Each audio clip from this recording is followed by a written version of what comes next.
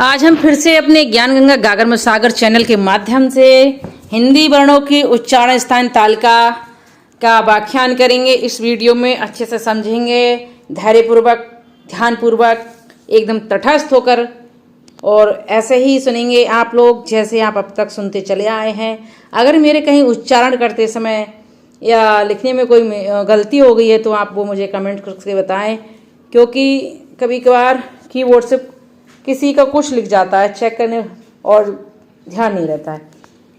इसलिए आप पढ़ाई पे ध्यान दें। देखिए मैंने कैसे ये तालिका तैयार की है, किस जगह से कैसा उच्चारण होता है, उसको आज हम अपनी इस वीडियो के माध्यम से पढ़ेंगे। और मैं उम्मीद करती हूँ कि आप बहुत धैर्यपूर्वक होकर के सुनेंगे इस चीज़ के लिए। और आपने अगर आज इसके लिए धैर्यपूर्वक समझ लिया तो आपके माइंड से कभी स्लिप नहीं होगी ये, कभी भी। फिर आपको बस ऐसे ही कभी ध्यान कर लिया तो कर लिया, न वरना कभी दोबारा पढ़ने की जरूरत नहीं पड़ेगी।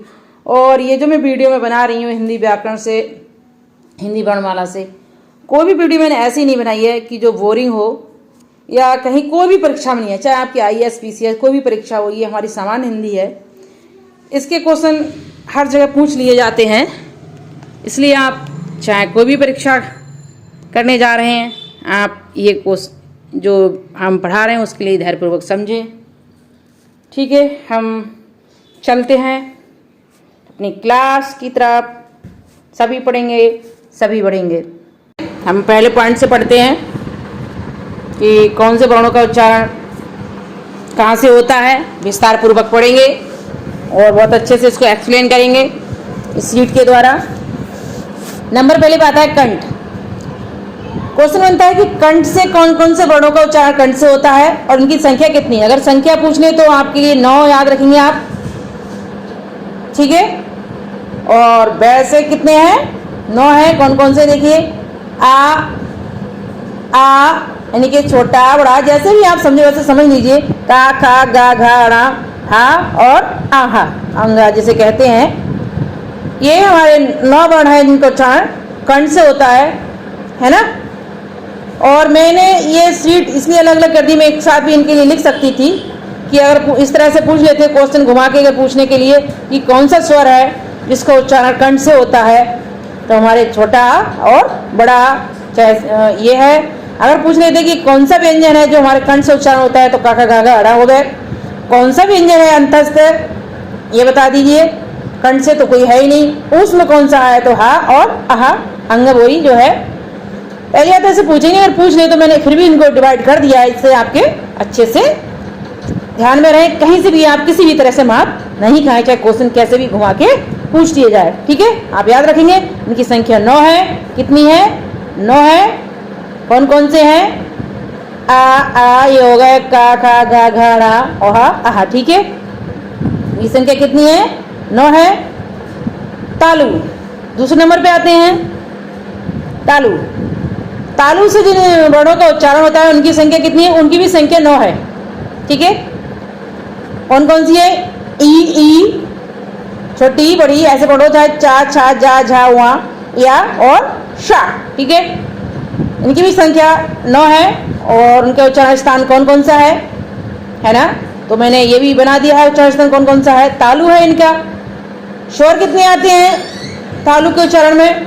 व्यंजन कितने आते हैं? अंतस्थ कितने आते हैं? और शा कितने आता है, यानी कि उष्ण कौन से आते हैं। अगर क्वेश्चन पूछ लेते हैं कि स्वर कौन सा है जो तालु से बोला जाता है, तो ई और ई। और व्यंजन कौन कौन से? चाचा, जाजा, वहाँ, इनमें से चाहे कोई एक रख दे या सब रख दे। अंतस्थ कौन सा है? या है। और उष्ण कौन सा है? सा है। आप याद रखेंगे, किसी भी तरह से आप नहीं भूलेंगे कि किस वर्ण का उच्चारण कहाँ से होता है। बहुत मैंने अच्छे से समझाया है अपनी इस शीट के माध्यम से। आप इसको बहुत अच्छे से धैर्यपूर्वक समझेंगे, है ना, बिल्कुल कंफ्यूज नहीं होंगे। अब आते हैं हम तीसरे नंबर पे, मूर्धा। मूर्धा का मतलब होता है कि जो हमारी जीभ से बोला जाता है, तो अब जो हमारे हम दांत होते हैं, दांतों के अंदर एक जिनको हम ऊपर का हिस्सा होता है, दांतों के पास में एक मांस होता है जिसको हम मसूड़ा कह सकते हैं अंदर से, एक देसी भाषा में जो भी है। तो वहाँ भी हमारे बोलते समय, उच्चारण करते समय हमारी जीभ वहाँ पे बार बार टच होती है, उसको मूर्धा कहते हैं। उसको क्या कहते हैं? मूर्धा कहते हैं। आप कंफ्यूज ना हो कि क्या चीज़ मूर्धा है। अब इनकी भी संख्या कितनी है? 9 है। कहीं 8 भी मिलती है, पर हम 9 ही है, हमने बहुत जगह से सर्च करा है तब ये जाके बनाया है। चाहे इस तरह से रीड़ा है चाहे इस तरह से रीड़ा है, ठीक है। और ये टा ठा डा ढा रा दोनों टक्कर वाला जो भी है, और रा और षटकोण वाला शा। ये देखिए ये हमारे स्वर, 2 स्वर, और ये हमारे कितने हैं 5 व्यंजन, और एक ये हमारा रा आ गया, अंतस्थ है ये, और ये शा। आपको जरूर नहीं कि आप इस तरह से याद रखें, वो तो मैंने शीट बना दी, आप संख्या रखें कौन कौन से आते हैं। मूर्धन्य मूर्धा में जो हम उच्चारण करते हैं तो हमारी ये 9 व्यंजन है, सॉरी 9 वर्ण है, और मैंने डिवाइड कर दिए अलग अलग घुमाने के लिए। पूछ लेते हैं किसी भी तरह से क्वेश्चन, क्योंकि बहुत क्वेश्चन कठिन आने लगे पूछने का तरीका, इसलिए मैंने सीटों को तैयार करा है कि कैसे भी करके पूछे, चाहे स्वर की तरह से पूछ लो, चाहे व्यंजन से, चाहे अंतस्थ से, चाहे उसमें से, तो सीधे सीधे पूछ लो कौन सा वर्ण आता है, आप कंफ्यूज नहीं होंगे। इसलिए मैंने इनका डिवाइड कर दिया था, पार्टीशन कर दिया था, है ना। अब आते हैं हम चौथे नंबर पे, दंत। दांत से हमारे कौन कौन से उच्चारण होते हैं। दंत का मतलब दांत से, सिर्फ दांत से नहीं हो जाते हैं, कि दंत का मतलब यह है कि हम जब बोलते हैं तो हमारी जीभ काफी टच होती है, दांतों को छूती है, उसको हम दंत कहते हैं। लरा, अब देखिए हमने अभी लरा का उच्चारण करा था, तो हमारा ये दांत को टच करा, ताता दादा ना, ठीक है, ताता दादा ना ला शा, इनमें भी देखिए हमारे दंत को छुआ, है ना। ओष्ठ, ओष्ठ यानी कि जो बोलते समय ओठों से उच्चारण होता है। कौन कौन से ऊ, देखिए बोलते समय ओठों का ही तो इस्तेमाल हो रहा है, पा फा बा बा भा भा, है ये हो रहा है, बोल के देखें उच्चारण के समय पता चल रहा है। नासिका यानी कि नाक से कौन कौन से वर्णों का उच्चारण होता है, इनकी संख्या कितनी है 6 है। हाँ, ओष्ठ की संख्या कितनी है 7 है, जो ओठों से बोले जाते हैं। अगर पूछ लेते हैं क्वेश्चन कितनी संख्या है इन वर्णों की, इनका उच्चारण ओठों से होता है, तो 7 है, मैंने बता दिया। ऊ, ये दोनों ऊ, पा फा बा भा मा, ठीक है। नासिका, नासिका यानी कि नाक, नाक के द्वारा, यानी कि नाक से सिर्फ नहीं बोला जाएगा, जो हम बोलते हैं ना उच्चारण करते हैं, तो वो वायु जो हमारी है नाक से होकर के जाती है अधिक, तो वो उनको नासिका द्वारा, यानी कि जिनको हम स्पर्श व्यंजन में या 25 वर्ग व्यंजन में पंचमा अक्षर कहते हैं, उनको ही हम नासिका से उच्चारण करने वाले वर्ड कहते हैं। डा वा डा ना मा, ये सब हमारे 5 जो ये व्यंजन है पंचमा अक्षर, और एक ये छोटा अंग है जिसका नाक से उच्चारण होता है, ठीक है। इनकी संख्या कितनी है 6 है। इनका आप उच्चारण करके देखिए, वायु देखिए बोलते समय नाक से जाएगी, आपको कंफ्यूज होने की जरूरत नहीं है। जब आप उच्चारण करेंगे सब क्लियर होता हुआ चला जाएगा कि किसका उच्चारण कहाँ से हो रहा है ना। अब हम आते हैं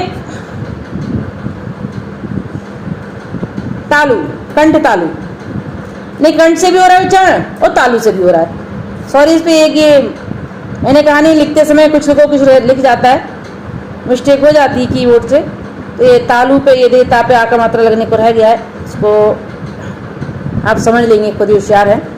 तो तालु हमारे कौन कौन से आते हैं, ए, दोनों ए आते हैं, छोटा और बड़ा, ऐसा मान लीजिए हमारे इनका उच्चारण तालु से होता है। आप बोल के देखिए ए, लेकिन जब बोलते समय हमारी जीभ कहाँ जा रही है, तालु तरफ जा रही है ना, ऊपरी तरफ, तो ये हमारे कंठ तालु हो गए और कंठ के बीच से आ रही है आवाज। अभी इस तरह से हमारा 8वां नंबर आया, कंठ ओष्ठ है, यानी कंठ से भी उच्चारण हो रहा है और ओष्ठ से भी हो रहा है, ओष्ठों को अभी स्टेबल किया जा रहा है।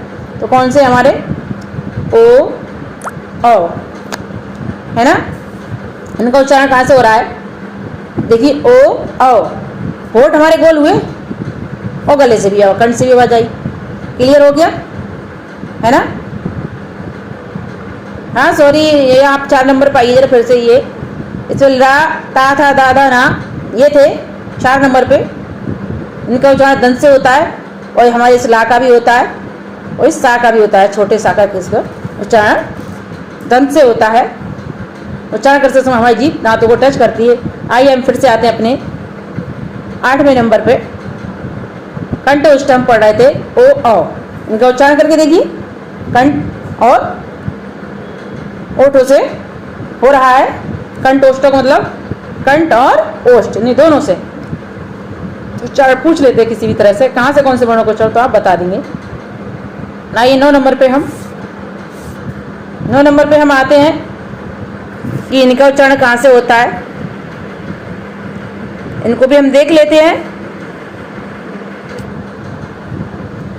9 नंबर पे दंतोष्ठ। 9 नंबर पे एक ही वर्ण रह गया है, दांत और ओष्ठ यानी कि ओठों से इसका उच्चारण हो रहा है।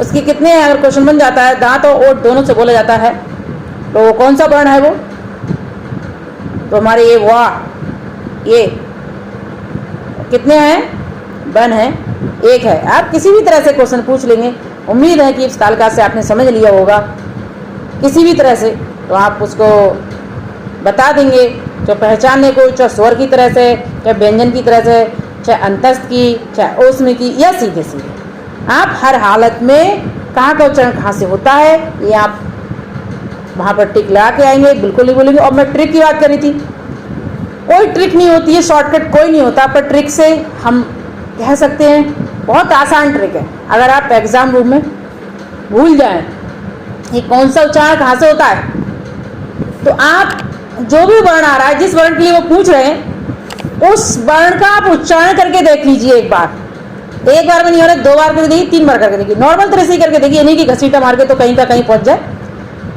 हैं। जैसे हम नॉर्मल भाषा में बात करते हैं उच्चारण, उसी तरह से आप उच्चारण करें, आपको एकदम पता चल जाएगी कि इसका उच्चारण कहाँ से हो रहा है। जिस वर्ण को भी पूछेंगे तो हमारी जीभ वहीं को टच करेगी, हमारी जिब्बे उसी मुंह में जो हमारे जो एरिया है अंदर का उसी को टच करेगी। अगर दांत से होने वाला हो तो दांत से ई आएगा तो दांत को करेगी, और इसी तरह से दंत ओष्ठ वाला आएगा तो वाह, देखिए आप दांत ओठ दोनों आएगा। इसी तरह से आप भापी जो भी वर्ण आए, बहुत अच्छी सी ट्रिक है। अगर आप वहाँ भूल भी जाएं तो उसका उच्चारण करके देख लें एग्जाम रूम में, आपको फौरन ज्ञात हो जाएगा कि हाँ इसका उच्चारण कहाँ से हो रहा है, इसके उच्चारण स्थान कौन सा है।